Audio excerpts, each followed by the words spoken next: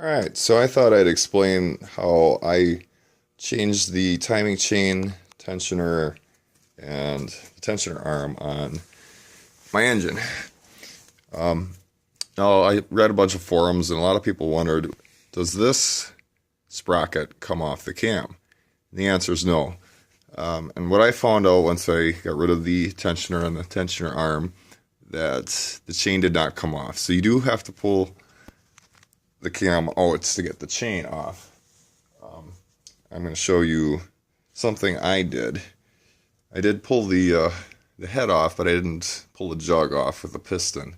So mine's in good shape, so I wanted to leave it all intact.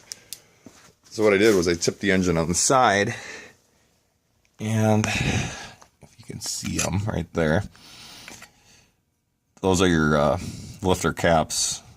If you don't pull the head off, they don't come out. There's like a little bump in there. So what I did is I laid it on its side. I took a magnet and I pulled each one out. Up. So they didn't fall into the block. You don't want them to fall in the block, otherwise you have to crack the whole case apart to get them out. So with the engine on its side, I was able to take the retaining bolt off for the cam, pull that out, and I could pull the cam up with the chain. When I put it back together, I made sure that this keyway has to be parallel with your top stud. If you want to make sure they're when the flywheel's on and the cover's on, there's a opening where you can see there's a T on the side of the flywheel. Here, I'll show you. On the case, there's a little hole right there, and then when the cover's on, you look at the side and it lines up with the flywheel, shows the T. What I did was I put the flywheel back on, and then I just put the cover on, make sure I was at top dead center. That's why you want to do all this.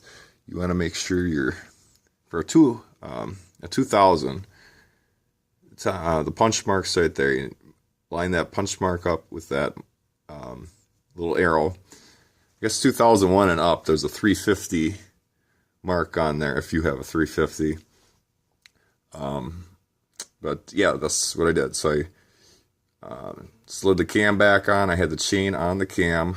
I put it over the top, make sure this doesn't move when you put the chain on. Slid the chain over the crank sprocket.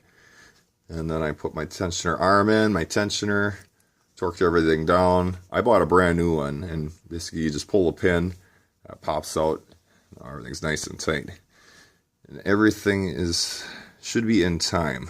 Let's see if I can get it close to that timing mark stamp. It was really easy. It's a little tricky to get the cam back in. I just had to wiggle it, move it, and all of a sudden she pops right back in. But, I didn't see any videos on YouTube, so I thought I'd throw one out there. If somebody wanted to know how to do it, I wish I could have videotaped it while I was doing it, but I don't have a camera holder, and I probably would have dropped the camera again. So I just thought I'd just give an update on how I did it and what to look for. Like I said, very important. Make sure that there's the keyway, lined up straight with the stud, level with the parallel with the stud. Like I said, I double checked it, put the cover back on the flywheel. Saw my little T mark. If you don't know what I'm talking about, let's see if I can find it on here. It's not going to focus, I bet. There's a little mark right there, and it says the T. That means top dead center. Also, I checked my piston. Piston's at top dead center. So I know I'm all good to go. So now all I have to do is put her all back together. I should have a nice running machine. Thanks for watching.